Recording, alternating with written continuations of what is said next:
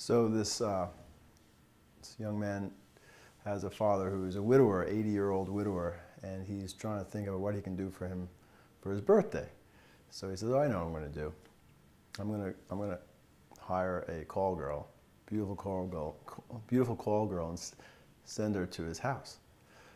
So doorbell rings, the old man answers the door, sees this beautiful woman in front of the door, and she says, hi, I'm Candy.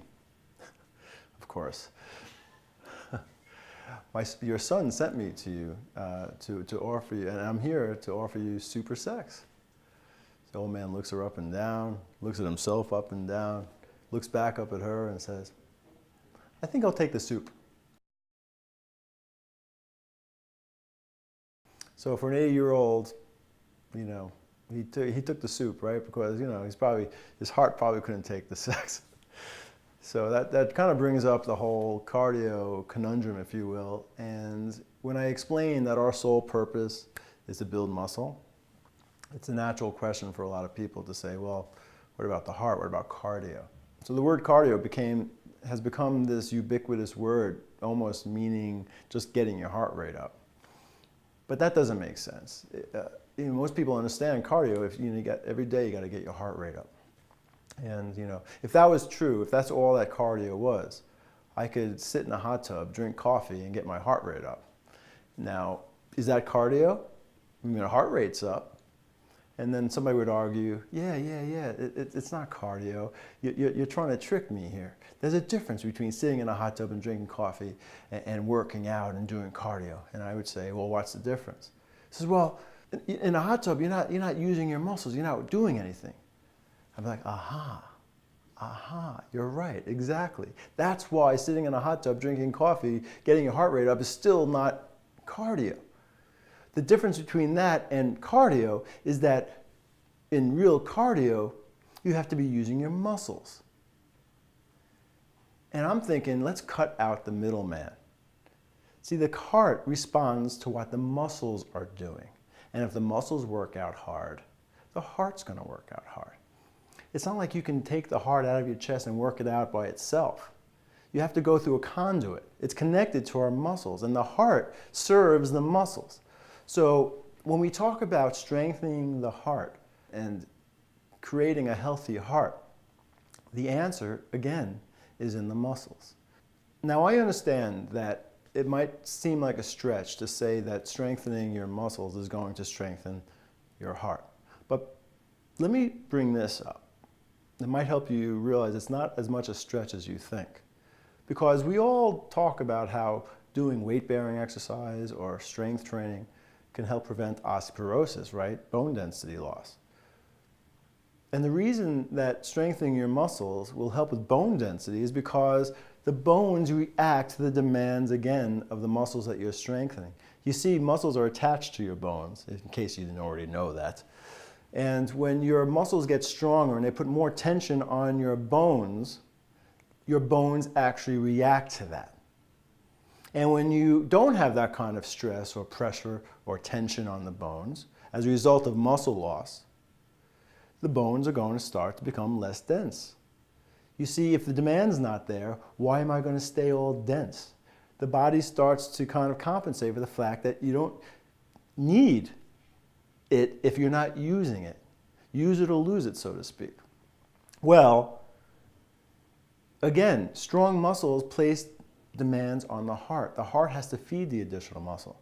So if you really want to strengthen the heart, if you really want to have the heart be up to snuff, if you will, maintain your muscle mass. It's supply and demand. Let's take an example of supply and demand. Let's take a city.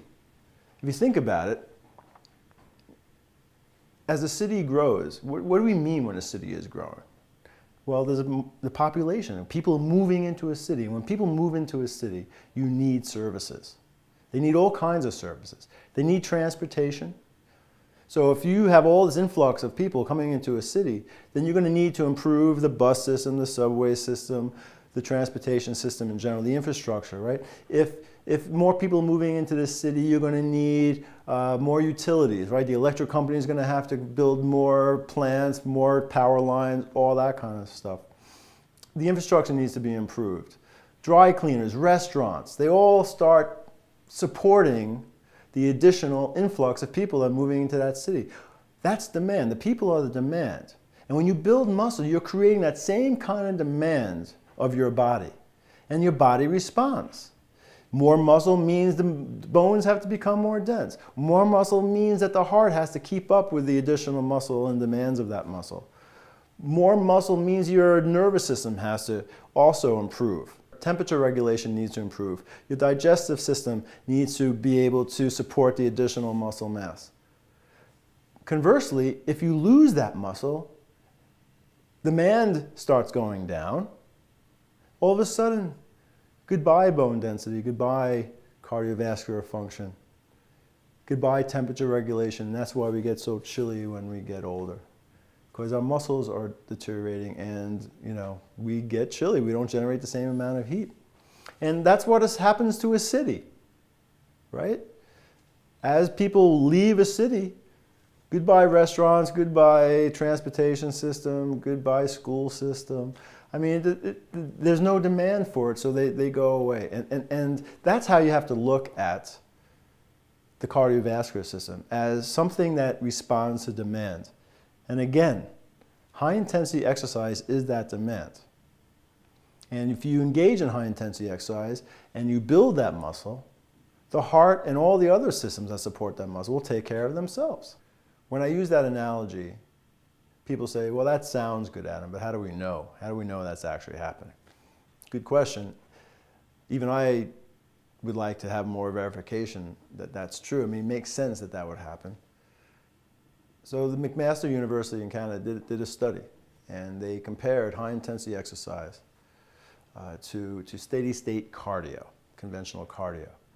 You see, one of the reasons why proponents of cardio are proponents of cardio is because they've seen certain improvements in certain markers that we look at in human improvement.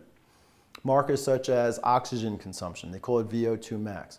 In other words, when you do cardio on a regular basis, they notice that your ability to utilize oxygen improves. Another marker is certain enzymes go up, enzymes that are associated with increased endurance. So when somebody starts doing steady-state cardio and their endurance improves from doing 3, 4, maybe 5 or 6 hours of cardio a week, they will also look at these markers and they absolutely see that certain enzymes improve. And that is what they hang their hat on. That is what the cardio proponents hang their hat on. Hey, you got to do cardio. Look, this improves and that improves and this improves, and you got to do it. So the question was, can you do less? Can you work out a different way and still improve those markers? Well, I have been saying, people have been saying for a while now that we think high-intensity exercise might be able to improve those markers as well. Why does running on a treadmill have a monopoly on cardiovascular function? Is there anything else we can possibly do that can improve cardiovascular function? Is it possible? Anyway, well, McMaster University did test this. They took a group of people and they tested for these enzymes and for the VO2 max before the study started. So they found the baseline for these groups of people. Then they took these two groups and separated them. One group did steady-state conventional cardio, which consisted of 3 or 4 hours a week. I don't remember the details, but it was your conventional 3 or 4 hours of cardio every single week. And then the other group did high-intensity exercise that lasted much less, but it was a lot more intense. After 6 weeks or so of that, they tested their enzymes and their VO2 max, their oxygen consumption, again. Well, guess what happened? Those markers that the cardio people hang their hats on, they improved. They definitely improved in that 6-week period. But you know what else happened? The high-intensity group that worked out like 1,000,000 times less often in that same time period, but much more intense, those markers improved equally. The VO2 max went up equally, as did these enzymes. They also improved equally. So I don't know, that begs the question, do you need to do all that work, spend all that time to improve your endurance and to improve your cardiovascular function? Apparently not. Apparently, you could work out for 20 minutes a week doing very high intense work to improve those markers equally. And this test has been repeated. So, I don't know. I'm kind of thinking we don't have to do it. I know that's kind of blasphemous in the exercise world to actually talk about how you don't have to do this steady state cardio anymore. But like, the reasons we're being told we have to do cardio are being met in some other way that spends a lot more less time doing it. And by the way, doesn't have any of the orthopedic risks associated with it as well. Because when you're doing that much steady state cardio on a regular basis to improve your enzymes, your endurance, your cardiovascular function, well, you're also spending a lot of time beating up your joints. So there are side effects. So it's important. I know people like doing cardio, and that's fine. That's a scenic route, if you will. But that scenic route has potholes. You know, and you take risks taking the scenic route because you're going to get stuck on some road somewhere. You know, whereas the high intensity route, if done with low force, like the Power of 10 workout, where you're not generating that kind of force, but still getting the intensity and demand that you need, that's more like the express route that gets you there without any of those side effects, without any of those risks. So I choose that, but the choice is yours.